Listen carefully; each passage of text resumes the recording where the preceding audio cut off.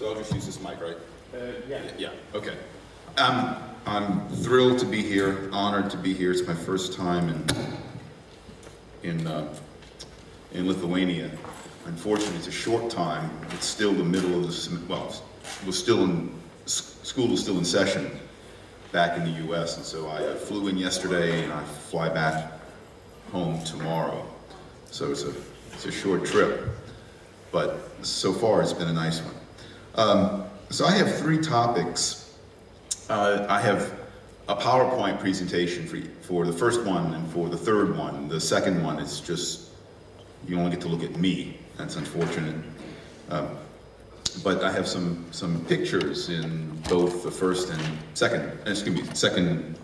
third PowerPoint presentation. This first presentation arose, it has its origin in a talk that I gave in Toronto, Canada, about 15 years ago. I was lecturing for the Fraser Institute, which is sort of Canada's version of the Free Market Institute here. And there were a number of students in the room, probably 120 or so. And I was giving a more conventional talk on the economics of the environment. And the students didn't like what I said, apparently, because at one point one of the students got up and somehow grabbed hold of the lights, the switch that controlled the lights in the room, and started flashing the lights on and off. It's the first time I'd ever been harassed. And then this student who didn't like what I was saying informed me that I'm blind, that was his word, to the environmental destruction that capitalism is unleashing on modern society. And I didn't have, at the moment, a good retort to that, probably because I had data, I had numbers, but I didn't have a good emotional, visceral, pictorial, full of pictures, response. Partly because I was so stunned that someone thought me to be worthy enough to actually turn out the lights and try to run me out of the room. And so I started thinking about it, and as I looked around, as this incident stirred in my head, I looked around at the world that I live in, the world we live in, and I realized that there's an aspect to our world that, as it relates to the environment, that goes unnoticed. So I titled this talk, Clean by Capitalism. How do I advance this?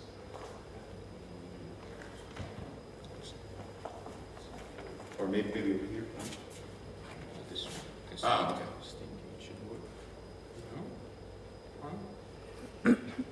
There we go. Okay. Thank you. I should have worked that out earlier. Sorry. So I titled this Clean by Capitalism. It's intentionally a somewhat provocative title because there's a standard narrative that is out there. And this is my summary of the standard narrative. A capitalist society gives us lots of goodies, MP3 players, kitchen appliances, jet travel to Paris and to Hawaii, but at the price of a dirtier and more dangerous environment. And certainly, especially when societies begin to first economically progress, such as in China. There was a story just earlier this week about how the air in China is especially bad. The air in the United States was especially bad 150 years ago. The air in Britain, the same way. I'll show you a picture of this in just a moment. But I have a revised narrative that I want to, if not persuade you, is true. At least persuade you is worth considering. At least persuade you it is a narrative that deserves your consideration. It's a narrative that weighs against the standard narrative that, well, capitalism gives us these goodies, these toys, but it makes our lives and our environment dirtier. The revised narrative is that capitalism enables us to cleanse ourselves of some pollutants, but at the cost of enduring more of other pollutants. You'll see what I mean by this. This is a stylized version. Oh, forget the numbers on the axes. I couldn't get rid of them. I'm not proficient enough with technology. But this is a stylized version of something called an environmental Kuznets curve. Economists who study the environment are largely agreed that this curve describes the relationship between economic development and pollution. There's debate about where the top of it is, but pretty much there's agreement that this curve describes the relationship between economic growth and pollution. And so on the vertical axis, I have pollution. You can think of that as CO2 emissions into the atmosphere, carbon emissions, things that we normally think of as pollution, water pollution. And on the horizontal axis, have per capita income. The higher the per capita income, the greater the economic growth. Again, ignore the particular numbers there. Just look at the relationship between rising per capita income and rising pollution. And what the environmental Kuznets curve shows is this relationship that we find across history and across different countries, that when we start off at a very low level, the kinds of industrial pollutants that we think of as pollution obviously are very low because there's no industry, there's no trade, there's very little market activity going on. And so as the economy begins to grow and per capita incomes rise, then pollution starts to rise. At some point, societies become so rich that while the level of pollution never gets down to what it is when there is no market activity, the amounts of pollution actually start to decline. The amounts of CO2 emissions, the amounts of carbon emissions, the amount of water pollution begin to decline. Again, there's debate among people who study this about just where that decline starts. I think if you have to list a consensus figure, it's about at $10,000 to $11,000 per capita income annually. So the narrative would be, the story would be that as a society grows and per capita income is less than $10,000 or $11,000 US annually, then industrial pollutants continue to rise. But when the per capita income reaches that height, and then as growth continues, the pollution starts to decline. It starts to decline because people don't like pollution. People don't like to be dirty. People don't like to have dirty air to breathe. People don't like to have dirty water to drink.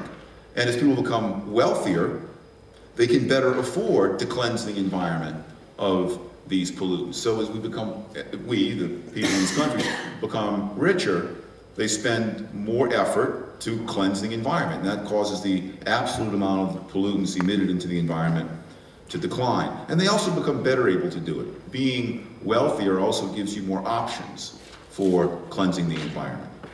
This is, again, this is a pretty standard tool that economists working in the environment, people who do environmental economics use. I want to amend this a little bit, or I think it's incomplete. And I would add to it another curve.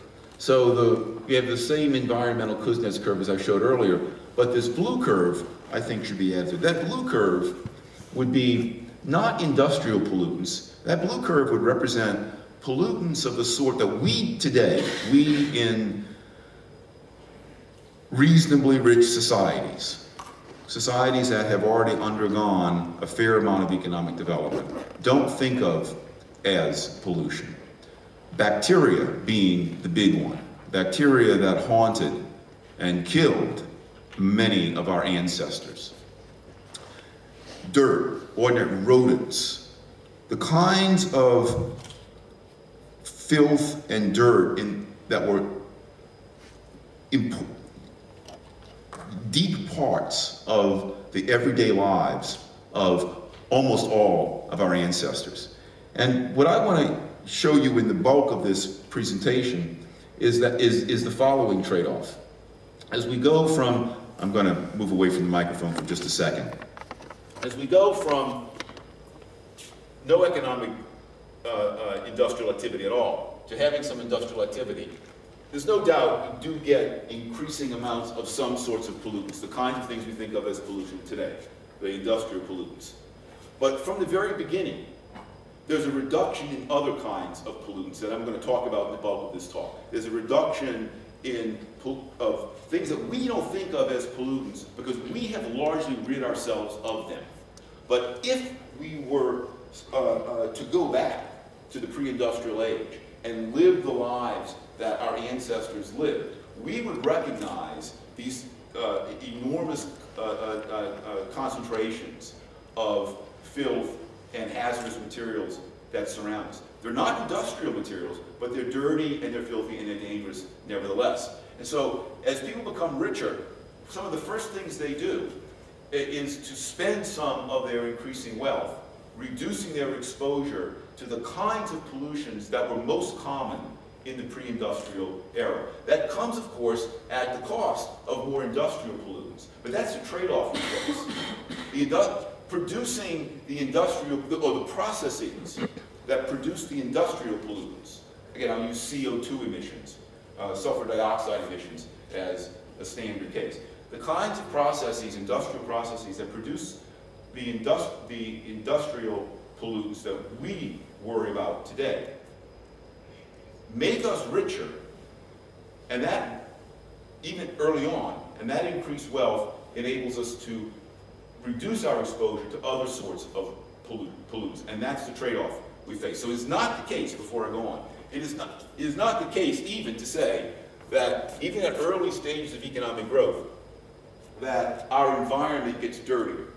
It gets dirtier in some measures, it gets cleaner in others. And I want to spend the rest of my time this morning telling you or showing you what I mean by that, assuming I don't topple over the furniture here. So these two curves are the sort of analytical backdrop for what I hope will be a more entertaining set of pictures. Before I get to the pictures, let's look at life expectancy. It's probably no single measure of material well-being than life expectancy. Most people like to live longer in a shorter time. I know there are a handful of suicidal people in the world, but they're very small. Most of us think that long lives are good, both for ourselves and certainly for our loved ones. In 1850, life expectancy at age 5 in the US for males was 55 years. For women, it was 56. So at birth, people could expect to live just over half a century in the US. Today, or at least 2000, life expectancy at age 5, excuse me, not at birth, at age 5, in the US for males is 79 years. And for women, it's 80. That's a huge increase in the course of 150 years in life expectancy. At age 5, so once we get rid of infant mortality, which was a major killer throughout history, we look at people at age 5 on, a person today can expect to live basically an additional 15 years compared to what he or she would expect to live 150 years ago. That's a major improvement, I think, in life's quality. Life expectancy in the US at age 60, so you look at someone who's at the age of 60, how much longer can they expect to live? To what age can they expect to live? In 1850, someone who was 60 could expect to live to be 74. In 2000, someone at age 60 could expect to live to be 81 and a half. Today, they can expect to live to be 83, just over 83 years old. So in the course of 165 years, we've added almost 20 additional years, excuse me, almost 10 additional years to the life of someone at age 60. I did this calculation. It was something of a rough back of the envelope calculation, but I made it intentionally conservative. Just since the 1950s, people live longer today. This is in the US.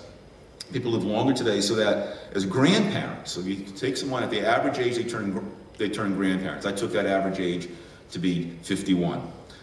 They have 25% more years alive to enjoy their grandchildren. I don't know how many of you have children. I have an 18-year-old. I'm not a grandfather yet. At some point, I want to be a grandfather, and I'm quite confident that when I'm a grandfather, I will cherish the moments I spend with my grandchildren. And the longer I have with my grandchildren, the better my life will be. I think it's something true for for most human beings.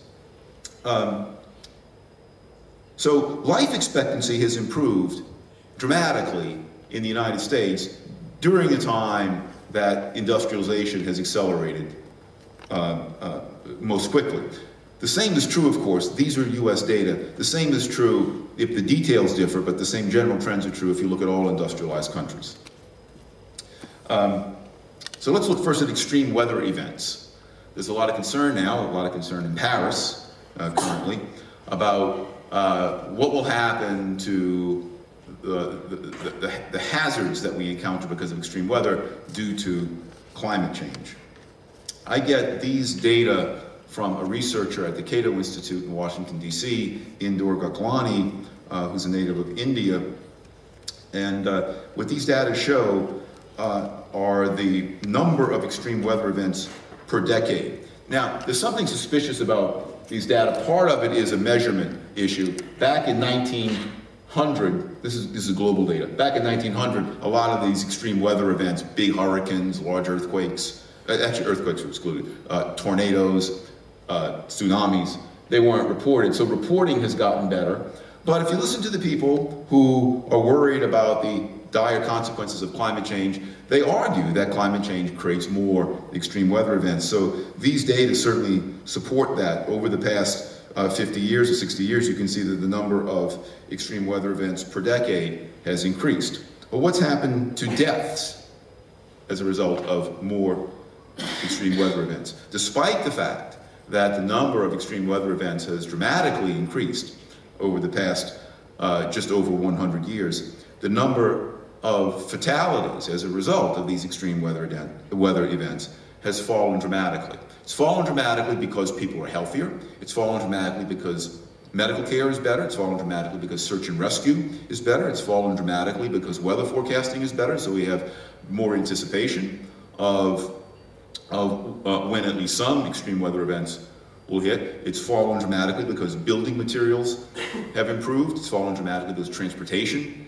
has improved. It's fallen dramatically for a number of reasons. So it's not the case that even if it were true, and it seems to be true, that the number of extreme weather events is increasing, that means more fatalities. If it's the case, in other words, that a larger number of extreme weather events is being caused by industrial activity, well, we can put down on the cost side of that industrial activity more extreme weather events. But we have to look at the benefit side. The benefit side of that industrial activity is that it makes us healthier, it improves our transportation, it improves our ability to forecast, it improves our ability to move away from, escape extreme weather events, it improves our ability to do search and rescue when extreme weather events occur. And if these data are to be believed, it looks like the benefits significantly outweigh the cost. So we get a higher number of extreme weather events, but we get, despite the higher number of extreme weather events, and despite, this doesn't control for that, so it only makes these data stronger, the increasing population of the globe, the number of deaths and the death rates are falling.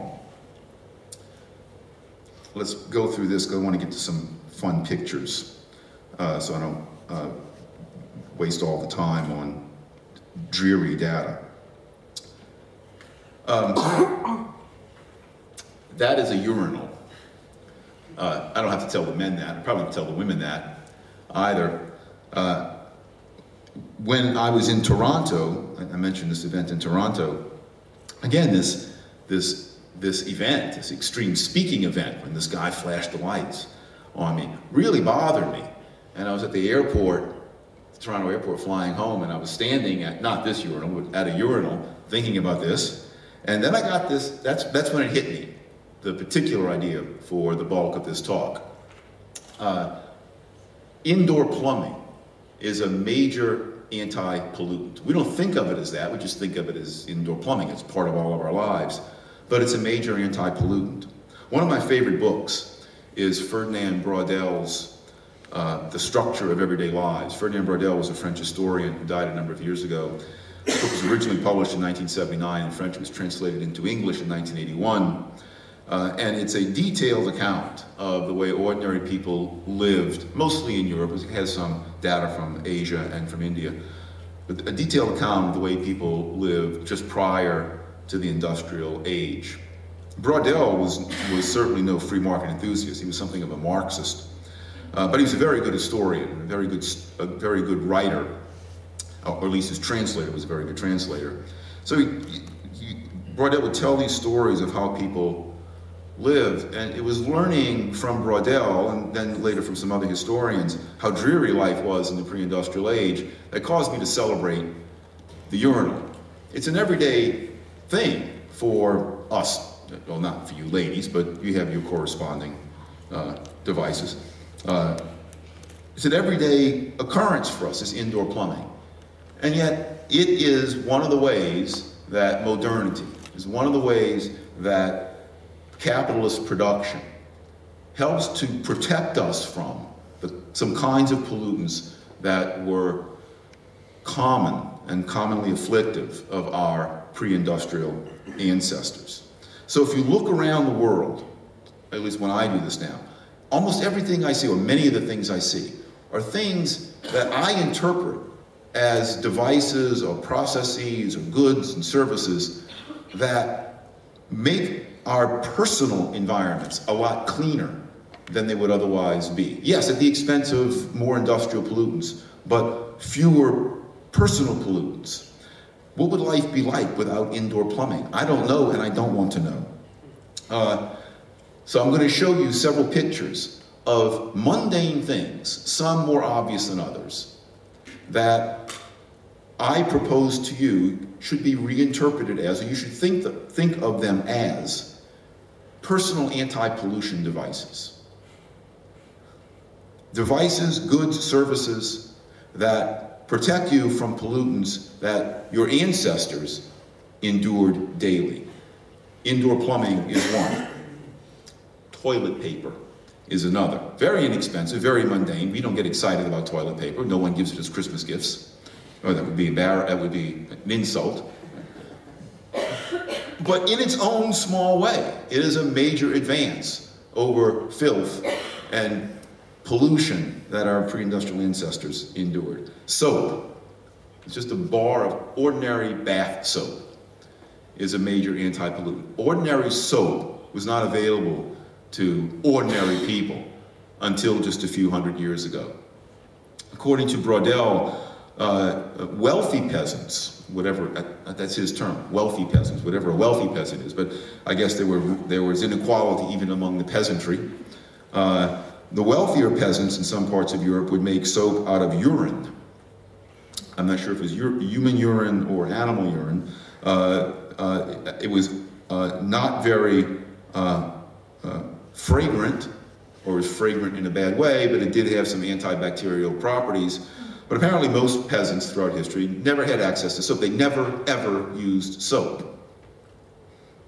We use soap daily. I teach a class to 18-year-olds at my university. I don't do this presentation, but I do at the very beginning of the class try to make them aware and appreciative of the kind of world they live in and how it's different from the world of our pre-industrial ancestors. And one question I ask them is, how many of you showered today or bathed today? And they kind of look at me like I'm nuts. I mean, of course you shower and bathe every day. But that's rare in history. We shower and bathe every day because we live in modern society. Most of our ancestors didn't shower and bathe every day. Many of our ancestors never showered or bathed, or maybe they bathed once a year. If you go into, this is a little bit out of order, this is probably the worst picture in terms of focus. I took all these with my camera, by the way. My camera. Of course I took it with my camera. I took it with my cell phone. This is an entrance to the bathroom at Dulles Airport in Washington, D.C. In most modern airports are amazing anti-pollution places. Go into a modern airport's bathroom. You never have to touch anything but yourself, starting with the entrance. There are no doors to them. All modern airports have these little maze doors. So you can, and the better ones are built, they're large, so people with a lot of luggage, they can work their way around the maze. You don't have to touch a knob, you just go through the maze. So people outside can't see in, but you get in without touching anything, and you go to the urinal that I showed you earlier, and it is self-flush. It's got this little infrared thing, so when you step away, it flushes. I remember when I first saw that about 20 years ago, it was kind of amazed. We take it for granted now, we'd step away from the urinal and flush. I kept doing it every time, it's astonishing. So you don't have to touch anything filthy to flush the urinal.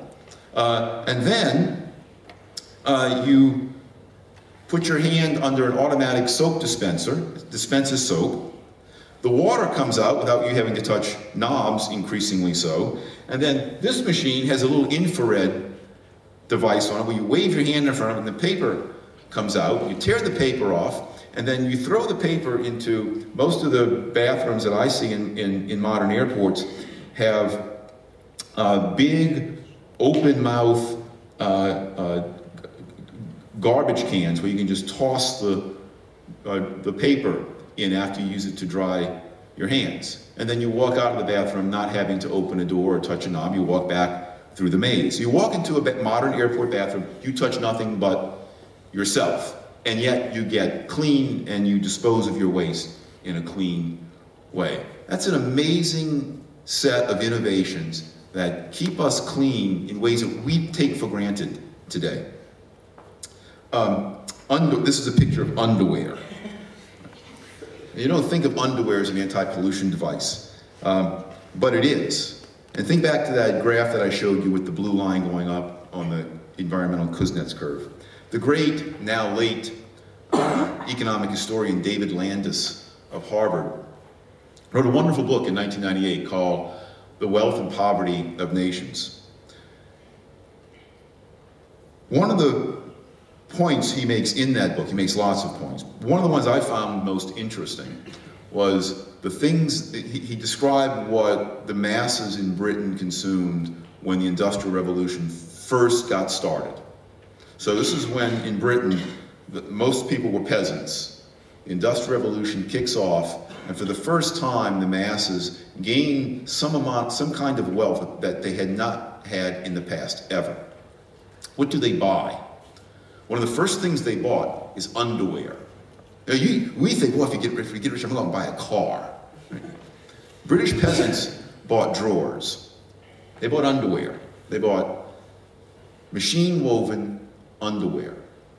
So what's the significance of this? According to Landis, and he has citations to some scientific and historical evidence, according to Landis, when machine-woven underwear from the textile mills became common, the rates of bacterial infection in Britain noticeably fell. So people were dying less of diarrhea and other bacterial diseases. Prior to the Industrial Revolution, people didn't wear underwear. They had peasants didn't wear underwear. They had 1 or 2 changes of clothes. And those clothes were directly on their bodies. I'm not going to go into too much graphic detail. You can put 2 and 2 together. The clothes were directly on their bodies. These are the clothes that they work in. These are the clothes that they slept in, day out. They didn't have washing machines, by the way. And if they did, those washing machines, I should point out, would not have done them much good because most of the clothes that the peasants wore were homespun. So if you took some of the clothes that the peasants wore prior to the Industrial Age, if you put them into a modern industrial washing machine, they would unravel. They wouldn't wash, they would just unravel. Clothes would go in, threads would come out.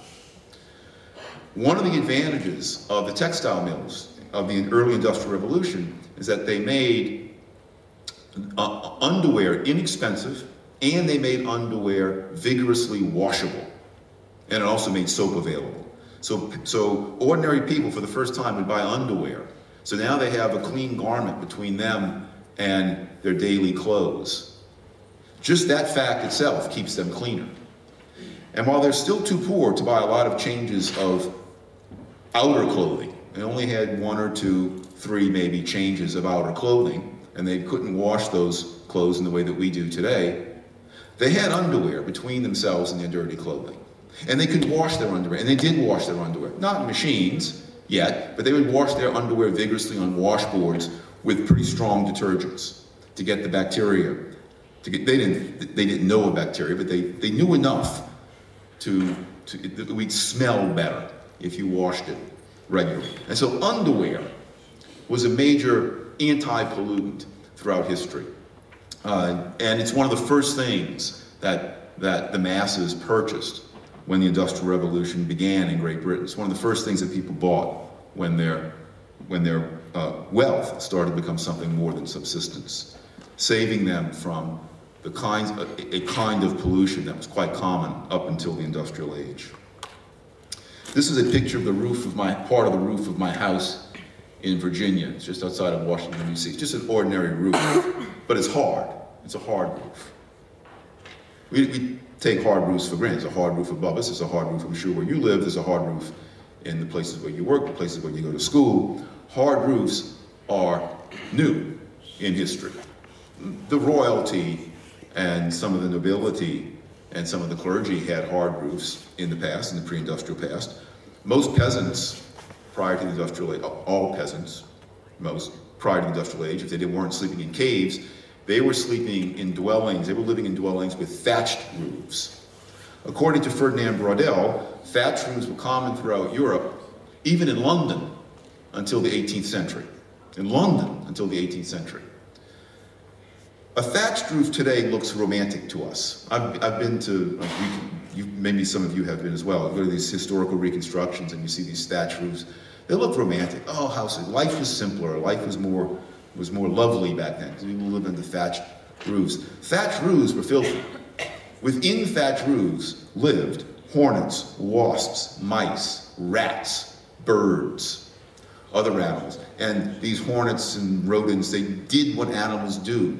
They did their stuff, which would rain down on the people living below. The only good side that thatched roofs had, the only good feature that they had, is that they routinely caught on fire. So the filth-inducing animals inside would often die. Of course, you had to rebuild your thatched roof. And by the way, they weren't all that great at keeping rain out, but they did the job reasonably well. Today we had hard roofs. So I propose, as crazy it may sound, that the wealth that we have that enables us to live and work and go to school in dwellings that have hard roofs, that's an anti-pollution device. That hard roof is an anti-pollution device. It protects us from kinds of dirt, kinds of pollutants that were quite common in our pre-industrial past. Beneath the hard roof, I thought I had a picture of a floor, but you can look down. Beneath the hard roof is a hard floor in modern dwellings. Beneath the thatch roof was usually a dirt floor. A dirt floor often covered with hay, or in Old English was called thresh. I don't know how familiar you guys are with this term, but it's still a common term in English to talk about the threshold. The threshold is the line between a door and a room. And I heard threshold all my life. What's the threshold? We still call it a threshold, but there's no thresh being held. In the past, because the normal dwelling with the thatched roof just had a dirt floor, even peasants don't like to sleep on dirt, so when they had access to hay, they would bring the hay in and they would spread the hay out on the floor of their huts. And that hay was called thresh. And they would put a barrier at the base of the door to hold the thresh in.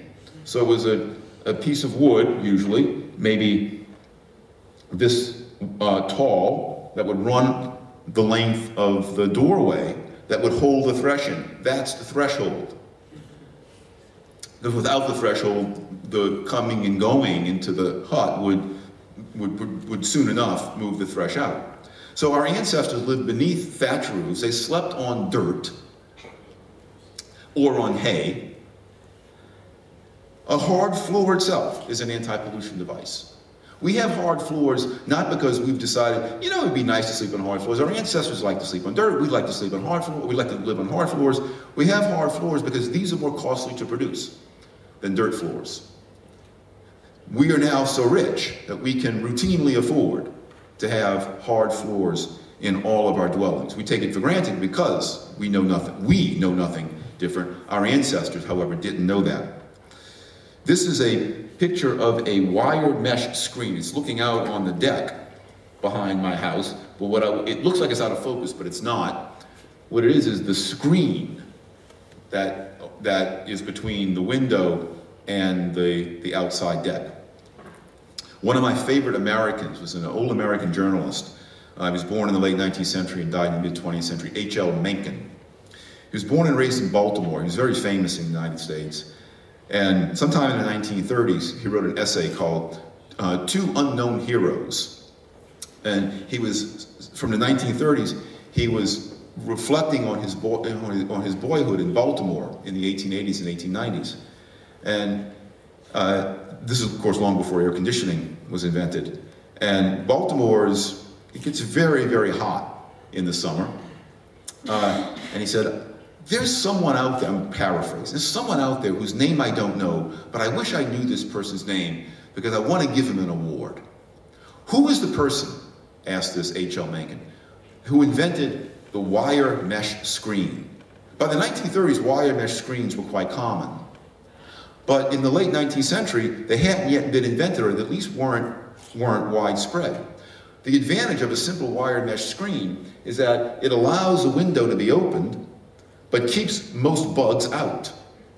Without the wire mesh screen, if the window's open, bugs come in.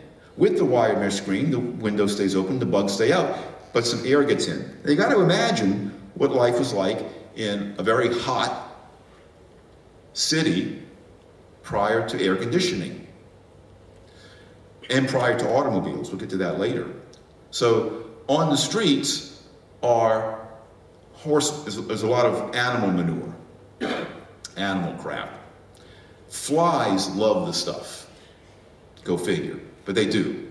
And flies do what they are named, they fly. Right?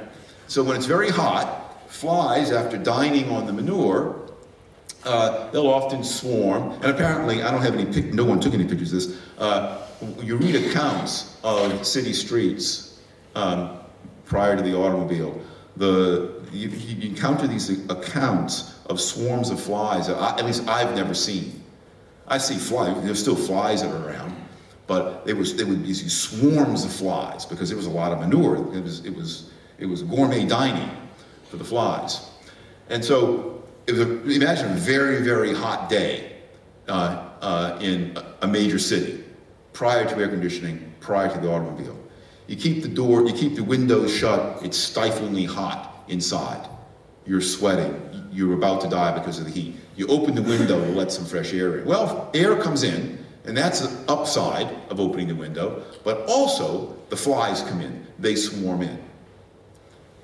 The wire mesh screen kept that form of pollution out. And it's not just, as I don't have to tell you, but I will anyway, it's not just that the flies themselves were irritating and unpleasant themselves to be around, but the flies were carrying bacteria. Remember, most of these flies were dining on horse dung, and now they're flying into your house, and they're going to land on your food, they're going to land in your face, they're going to land on your hands, they're going to land on your children. The wire mesh screen dramatically reduced the incidence of flies bringing bacteria into people's homes. By the way, they're no longer, when I was a boy, they were made out of tin or aluminum. Now they're made out of nylon. That's an actual nylon mesh screen, but it serves the same purpose. Just FYI, the part of the world I live in, just outside of Washington, D.C., we have about 2 days a year when it's nice to open the window. It's either broilingly hot, so I need the air conditioner, or it's too cold to open the window. But this was on one of the 2 days out of the year where I got to open the window and let fresh air in. Bottled water, or just potable water, is an anti-pollution device. We drink water, at least those of us not in Latin America, we drink water regularly. We think nothing of it. It's the main form of hydration. But water prior to the industrial age was filled with nasty bacteria. Some of these are bacteria people built resistances to, so it was not harmful to them. But water was a major source of diarrhea, and diarrhea was a major source of death, particularly of children. I don't have the statistics at hand, but prior to the industrial age, beer, or what the British call small beer, low alcohol, but still alcohol, beer, was an important part of even children's daily diets. People back then didn't know why, but the beer making process was one that would kill the bacteria. And so they stumbled upon, by happenstance, this drink that they could consume and hydrate themselves that didn't make them sick. If they drank the water, they got sick. So having access to clean water, regular, inexpensive access to clean water, means that our everyday world is much less polluted than was the world of our pre-industrial ancestors. And of course, now we buy it in bottles, so it's guaranteed to be more clean. Not guaranteed, but more likely to be clean. There are people, as you know, or probably know, there are people who worry about potential pollutants transmitted into the water by the kinds of plastics that most bottles are made of. This may be something to worry about, but I'm quite confident that the danger of pollution in that bottle of water is much smaller than was the danger of pollution in that similar amount of water that could be had prior to the industrial age. These are a picture of one of 14 known sets of George Washington's teeth. This is one of the few that I didn't take with my camera. George Washington, he's the guy whose picture's on the $1 bill. One of the wealthiest Americans of his era. He died in 1799. He had 14 sets at his death of false teeth. They were all made out of wood. That itself was kind of disgusting. But the wood, when he would eat with that, obviously would gather and maintain a great deal of bacteria. So I just thought that was an interesting picture that I'd share with you. So that's how, that was the dental condition of the wealthiest Americans back in the 18th century. Just FYI, while I'm on this, people born in the industrial world after World War II are the first people in history who can expect to keep all of their teeth for 80 or more years. I started to say I have 4 grandparents. Everybody has 4 grandparents. They're all dead now, but I knew all of my 4 grandparents. Each of my 4 grandparents was born in the United States, ranging from the year 1900 to 1917. I knew them all. They were all born and raised in or near the city of New Orleans, my hometown. None of my grandparents died with any of their natural teeth. They all died wearing dentures or having dentures. Our foods have become better. Dental care has become better. Both formal dental care when you go to the dentist and the dental products that you can buy at pharmacies and supermarkets, so that for the first time, people who live into their 80s or 90s have not only a reasonably good, have a probable expectation of having all of their teeth in their head when they die, rather than not having teeth or having rotten black teeth or having dentures like George Washington's in their head when they die. I used to say, when I first started giving a lecture similar to this many years ago, that people born after World War II are the first people in history who could expect to keep all their teeth for their full life expectancy, for their full lives. I've stopped saying that because prior to the industrial age, you could expect to keep your teeth for your full life, because life expectancy prior to the industrial age at birth was 28 years. And anyone who lived to 28 years still had all of his or her teeth. But once our life expectancy almost tripled at birth, more than tripled, depending on how you measure it, the natural, evolutionarily designed life of our teeth didn't increase. We had to use artificial means to increase the life of our teeth. That's dental hygiene, that's various medicines, it's various treatments that do allow us to keep our teeth and keep our teeth healthy well into our 80s and even our 90s. It's my refrigerator. Refrigeration is an anti-pollution device. Once you say it, I think it sounds obvious, but without refrigeration, bacteria expand dramatically. Food becomes inedible. With refrigeration, that bacterial growth process is significantly retarded. So you get food, you can put it in your refrigerator. You want to wait until later to eat, you want to wait until tomorrow morning, you didn't eat all your dinner tonight, you might have it tomorrow as leftovers. You put it in the refrigerator and you don't worry about it at all. It will stay healthy, it will stay clean, it will stay free of pollutants to enable you to eat it. And also, by the way, another way to look at this point is that the refrigerator helps expand the food supply. Without refrigeration, what you don't eat often got thrown away or went to the animals, or it was either way inedible by humans, so the food supply expands in part because of refrigeration. This is an anti-pollution device. I think that's a reasonably good way to look at it, both the refrigerator on the right and the freezer on the left. I can tell this picture was taken about 3 or 4 years ago when my son was younger. There are a lot of childish things on it. A can. This is a can of soup. Canning is an anti-pollution device. Industrial canning, certainly. Canning, even more than refrigeration, dramatically retards the growth of bacteria. This can of soup will stay fresh for years. It might not be the tastiest thing to eat after a few years, but you can eat it safely and it will still feed you.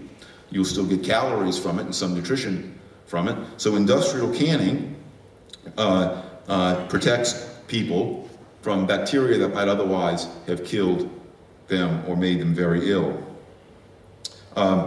That's not what it looks like at first. Although that too would fit in to the narrative, but I didn't put that in here. This is a device called Ageless, and that I'm looking. If you look at it, you can't see it from where you are. I'm looking at it here on the screen. It's actually that name is patented or copyrighted in the U.S.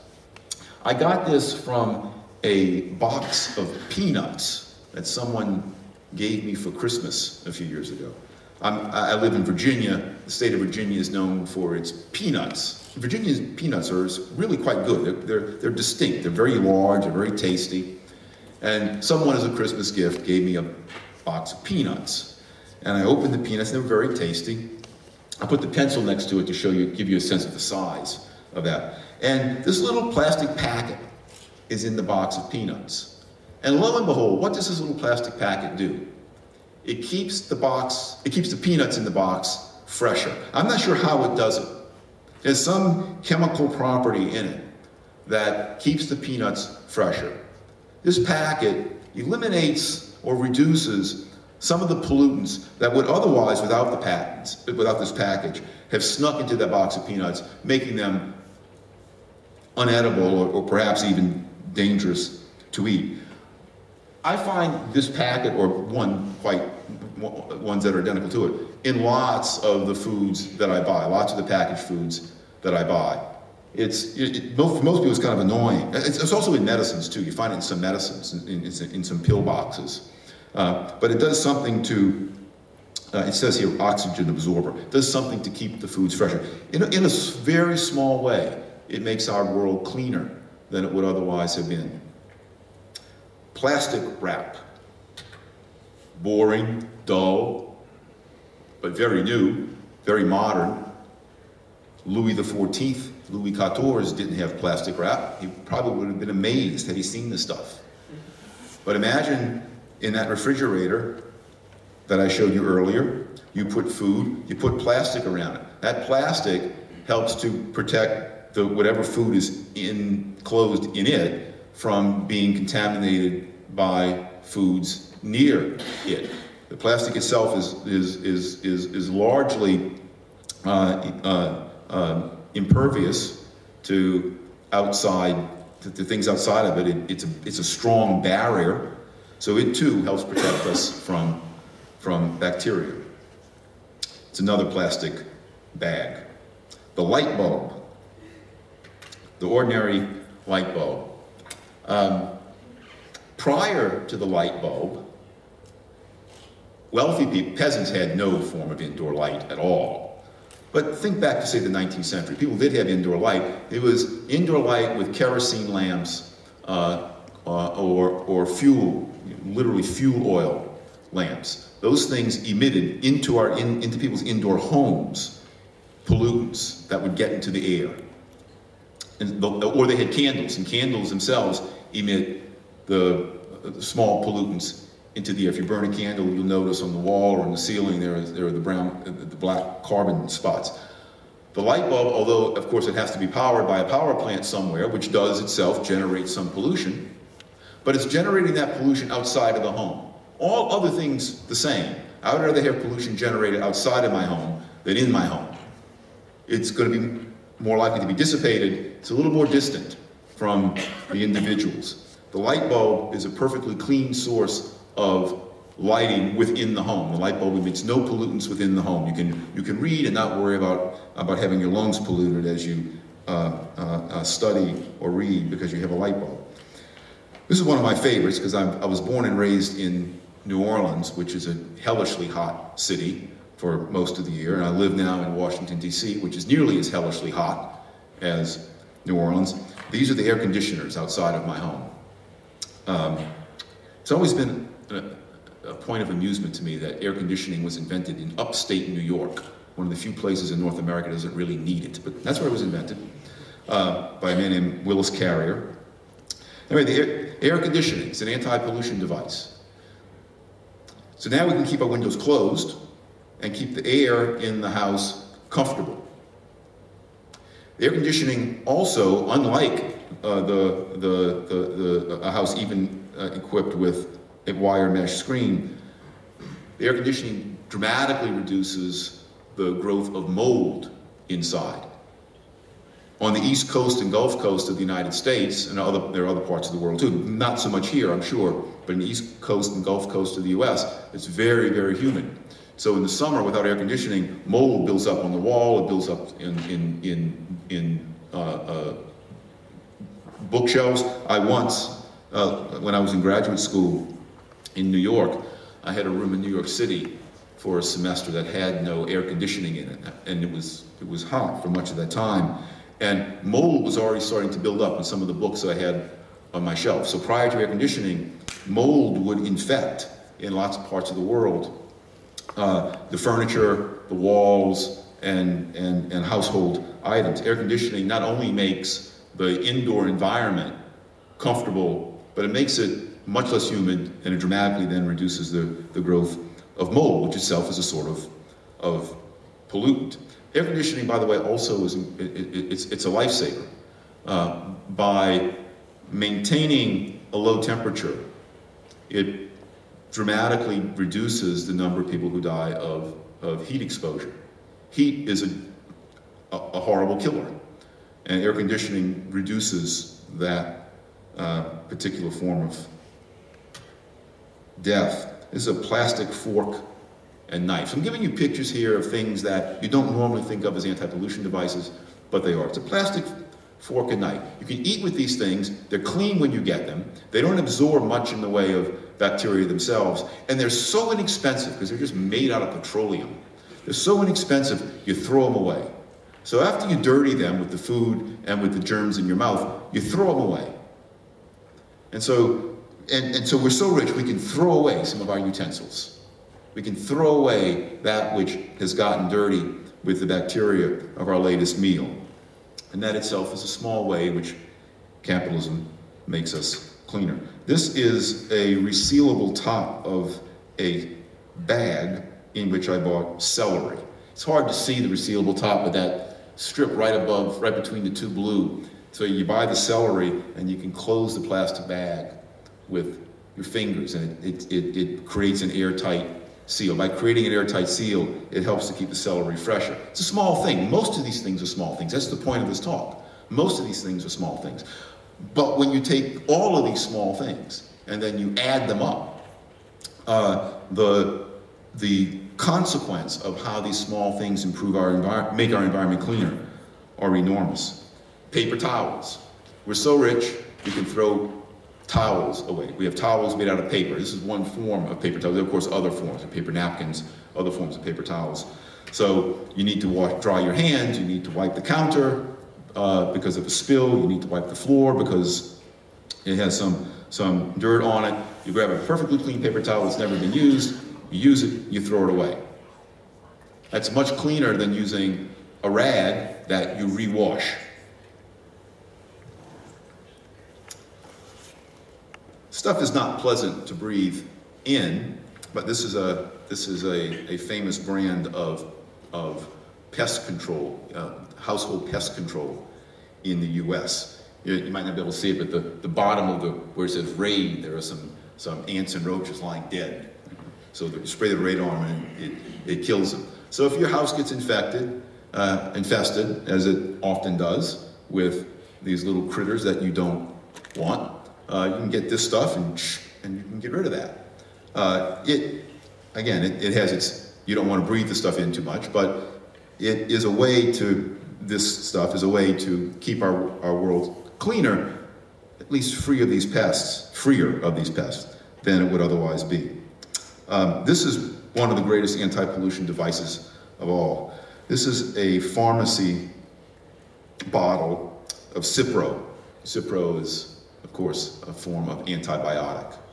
Penicillin, the first major antibiotic. There's probably no single modern anti-pollution device that's more important and more significant than antibiotics. Bacterial infections were major killers of people prior to the industrial age. Sometimes they do still kill people. Much, much, much less today than they did in the past. And so modernity that enabled Alexander Fleming to develop penicillin, that enables the inexpensive production and distribution of antibiotics, is a huge advantage that we have over our pre-industrial ancestors. If you happen to drink bad water, if you happen to eat a meal that has too much bacteria in it, if you happen to get a cut while working or while playing outside and you get a bacterial infection, usually if you take a dose of penicillin, of antibiotic, I don't think penicillin itself is used much anymore, a dose of antibiotics, that bacteria goes away. In the past, you would die. Calvin Coolidge was president of the United States from 1923 until 1929. He had a son. Well, the son was born before he was president, but while he was in the White House, his son was playing tennis on the White House tennis courts. And while playing tennis, this is the son of the president of the United States in the 20th century. While playing tennis, young Coolidge, I forget his first name, got a blister on his foot because he was playing tennis. He got a blister on his foot. Young Coolidge died because of an infection caused by that blister on his foot. Obviously, it was devastating to Calvin Coolidge and his wife, but losing a child even as recently as 90 years ago was more common than it is to lose a child today. Had antibiotics been available to the Coolidges just 90 years ago, young Coolidge would not have died, almost certainly would not have died. The boy died, I think he was 12 or 13. He died because of an infected blister on his foot. Antibiotics save us from that. Here are other antibiotic devices. We don't think of them as such, but they're major anti-pollution devices. The one on the bottom, that's an antibiotic cream. So I mentioned earlier, if you get a cut, young Coolidge would have put that on the blister. So he wouldn't, the infection wouldn't have spread to his body to begin with, probably. Only if it had spread to his body would he have needed an internal dose of antibiotics. But just putting some antibacterial cream on a cut or on an open sore on the body, that goes a long way. That typically destroys the bacteria that keeps us clean of that kind of pollution that otherwise would have infected the body. A regular bandage, you take out of its clean package, you peel off some of its packaging, and you put it on. It's clean, it's never been used before, it's a nice clean barrier between you and the pollution of the outside environment. It's an anti-pollution device. I suffer in the springtime, as a lot of people do, from pollen allergies. So around April, I start sneezing all the time, and it's miserable. My eyes are running. It's not life-threatening, but it's quite annoying, particularly to people around me, because I'm sneezing, I'm sniffling, I'm often coughing. Sometimes it gets so bad that my eyes get red, I can't even read. This is, at least what we call in the U.S., fluticasone.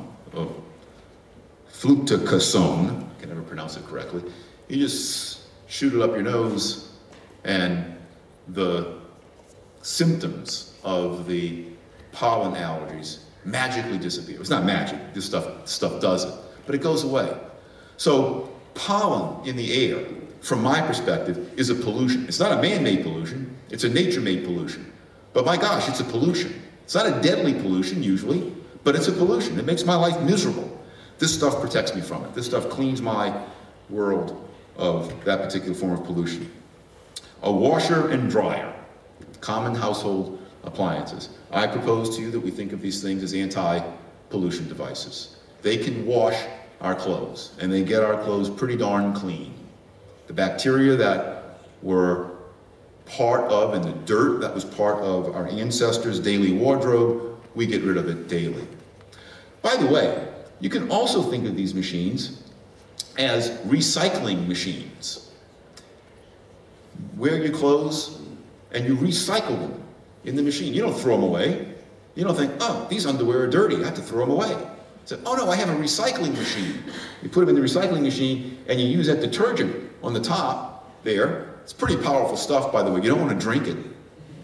And you put that detergent into that recycling machine, and that machine will recycle those underwear for you.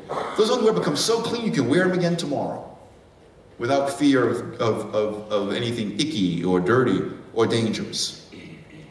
So we moderns take these kinds of machines for granted, but I propose that we think of them as anti-pollution devices.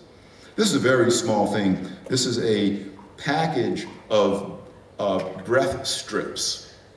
So, if you're going to meet that special someone and you had a garlicky dinner or lunch, you can take your breath strip and it masks the pollution that's in your mouth. It's a small thing. It's not a deadly form of pollution, at least not in the literal sense, but it may keep you from procreating. So, the pollution one. This is a dishwasher, also another recycling machine. So we recycle our dishes. We don't throw our dishes away. Hey, these dishes are dirty, let's throw them away. Right? We put them in that recycling machine, which can get them much cleaner than you can get those dishes by washing them with hand, because the temperature of the water is much higher in that machine than the human hand could stand coming out of a faucet or into a sink. And you put in a very strong detergent into that dishwashing machine. And you load the dishes in, you press a few buttons, and an hour or so later, you have perfectly clean recycled dishes able to use again. So you can be darn sure that none of the bacteria from old food deposits are still on your dishes, helping keep us clean. This is a picture sent to me by a reader of my blog. I was born and raised Catholic, and I remember my grandmother taking me to Annunciation Church in New Orleans. And when we'd walk in, my grandmother would have me put my hand as a little boy into this dish of holy water. It was blessed by the priest, made it holy. And I'd put my hand in it and then do the sign of the cross with it. Somehow it, I guess, bestowed magical powers on me. I don't know. I'm not religious, but my grandmother was. And I have a religious reader of my blog who found this holy water dispenser in a Catholic church. So no longer do Catholics have to sully or dirty their hands by sticking their hands in the same pot of water that all their other communicants stuck their hands in. You put your hand in here, you get one squirt of holy water. And then you can do the sign of the cross with the holy water, and you don't have to worry about, there's other people. You get just the holy water, not the germs from the other Catholics who dip their hands in the holy water. This is sort of an advanced one. Someone gave me this as a gift. It's a long story, but these are shoe trees that emit ultraviolet rays. So you put these shoe trees, you plug them in to the wall. They're electrically operated. You put these shoe trees into your shoes, you press a button, and within 10 minutes, it emits these ultraviolet rays that kill the bacteria in your shoes. And they work. So your shoes don't smell. It's a small thing.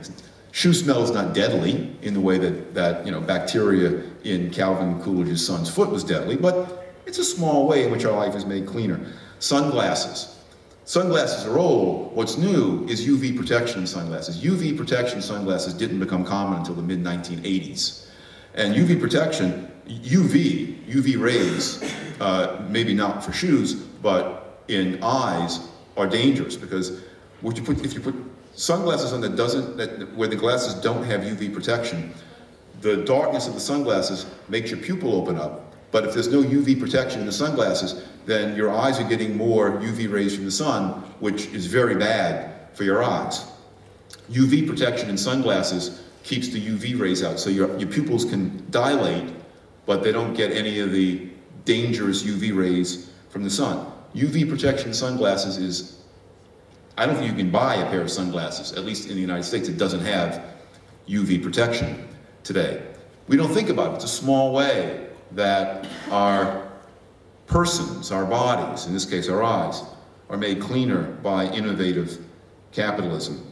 Sanitizing hand wipes. This is outside of a supermarket in the US. So if you think your hands got dirty, you pick up a sanitizing hand wipe, and in just a matter of seconds, it's gone. This is maybe stretching it a little bit, but I can think of this as an anti-pollution device. This is a fob for my car.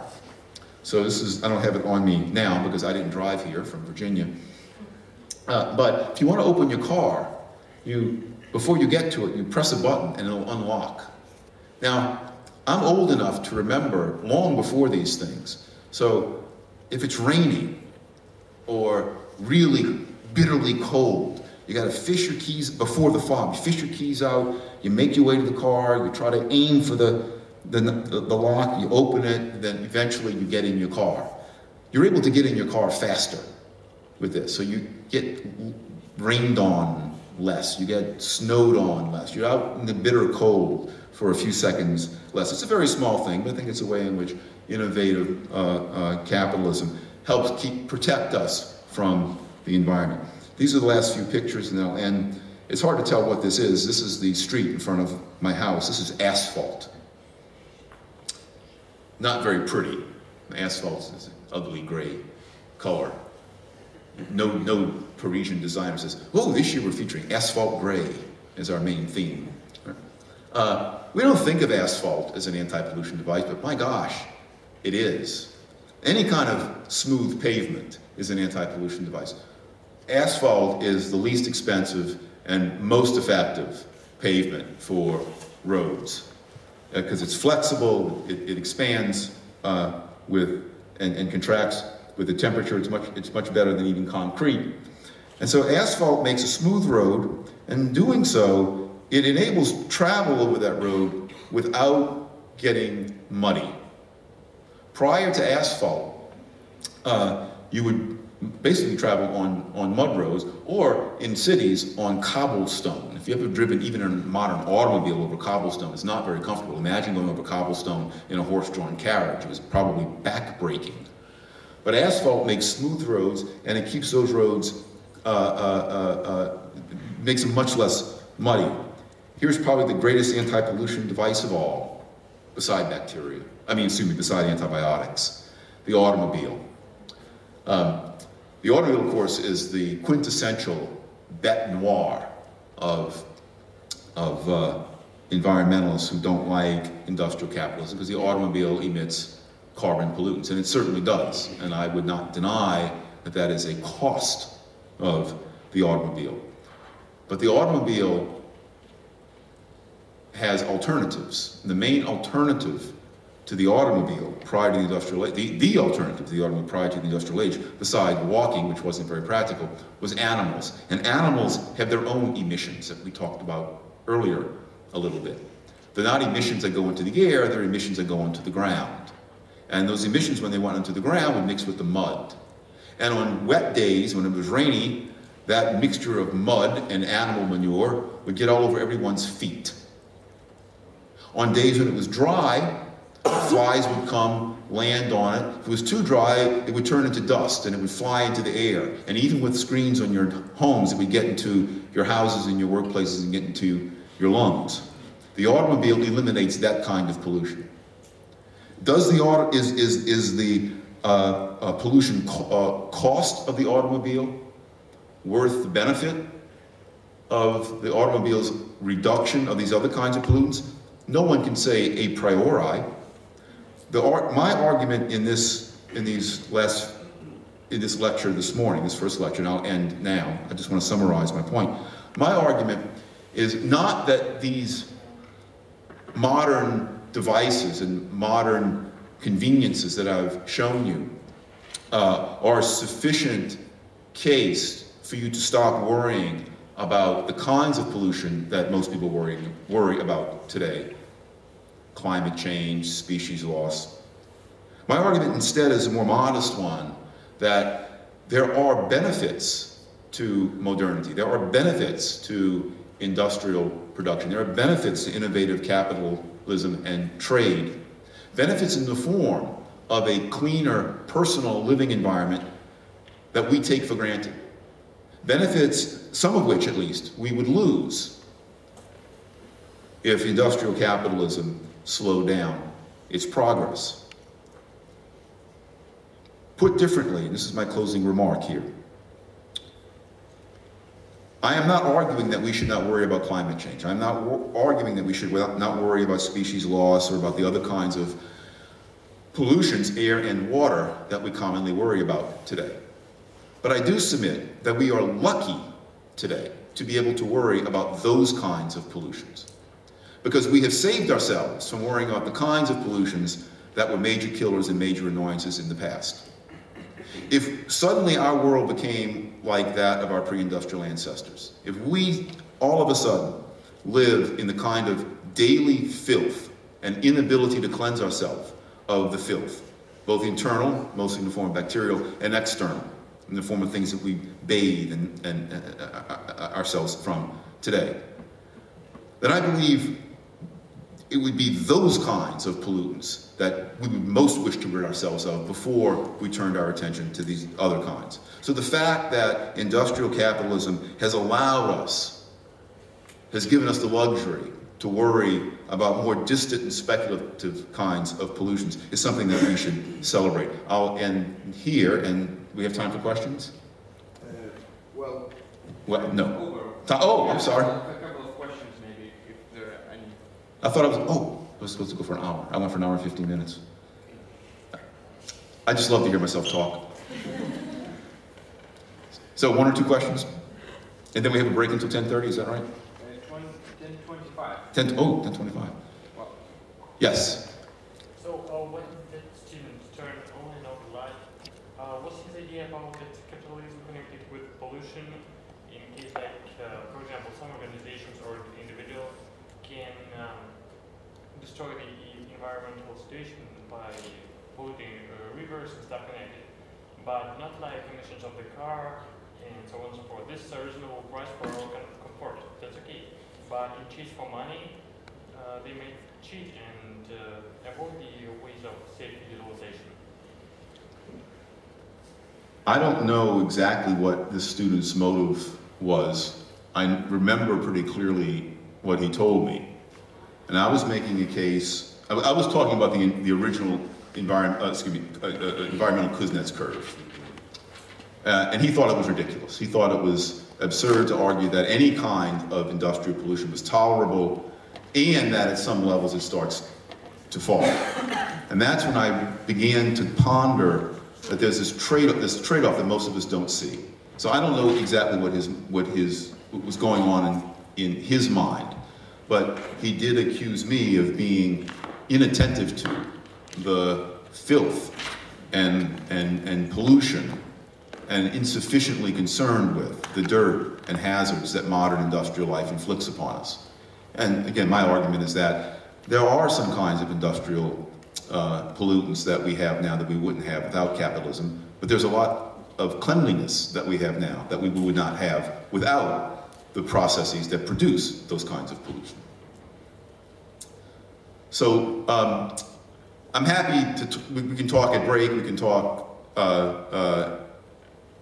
in other sessions, but because I very selfishly ran over time, let's take a break and we'll be back here in 5 or 6 minutes, is that right? Yeah, at 10:25. 10:25. Yeah. Okay, so see you.